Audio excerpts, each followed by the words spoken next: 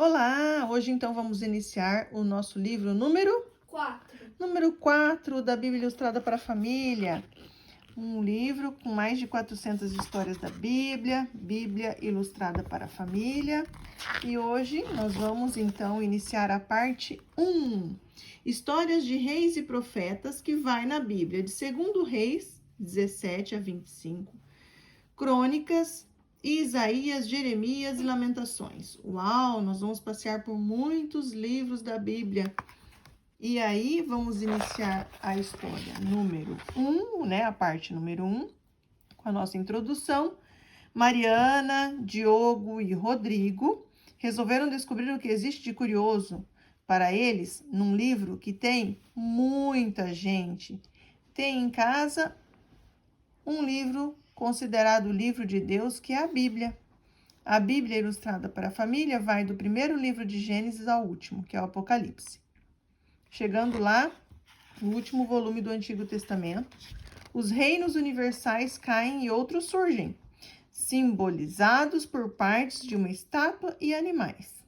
O povo é confortado por profetas e pelo exemplo de pessoas fiéis a Deus que ficaram na história. Entre eles nós encontramos Daniel, entre leões famintos, Esther, a menina órfã que se tornou rainha, Jó, o exemplo máximo de paciência e fidelidade, e também Jonas, que fez uma incrível viagem dentro de um grande peixe, e muito mais.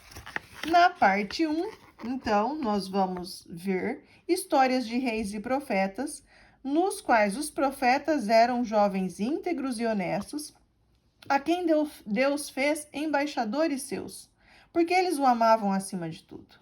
Amavam sua luta por restaurar a verdade. Nem sempre foi fácil e Isaías recebeu a informação preciosa sobre o Messias que viria à terra. Além disso, ele sabia que Deus vai vencer e que virá o tempo em que não haverá mais guerra ou qualquer sofrimento. Então, vamos lá para a primeira história. O fim do reino de Israel. Uau! História número 1. O povo de Judá ainda se lembrava da festa espiritual da Páscoa em Jerusalém, pois tinha lhes trazido grande conforto ao coração. Quanto aos israelitas, eles não quiseram participar da festa. Alguns anos depois, os assírios atacaram e conquistaram Samaria, pondo assim fim ao reino de Israel. Oséias estava no poder. Este rei foi tão mau que a Bíblia diz que ele fez o que parecia mal aos olhos do Senhor. E foi assim.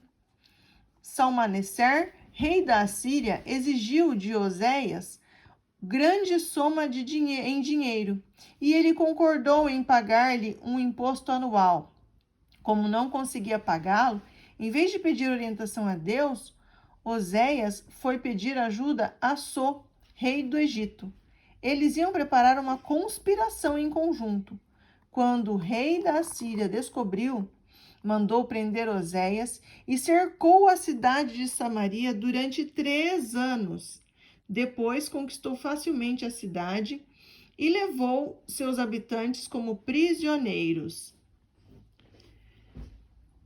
E o mesmo aconteceu em todas as outras cidades e aldeias.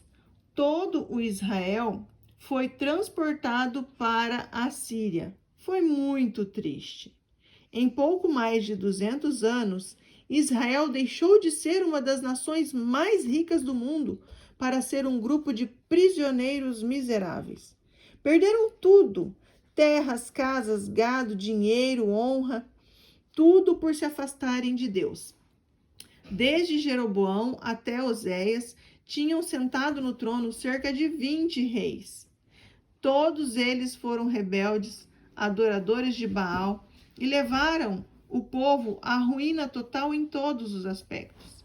Deus lhe mandou profetas como Elias, Eliseu e outros, com a mensagem de que deveriam arrepender-se, guardar os mandamentos e ser bom. Mas, em vez disso, eles se entregaram a bruxarias, mataram pessoas, queimaram os filhos e fizeram muitas coisas terríveis. Foi por isso que Deus se afastou e eles sofreram as consequências de sua maldade. E foi realmente muito terrível. E aí, ouvimos a história, então, sobre o fim de Israel. Amém? Amém.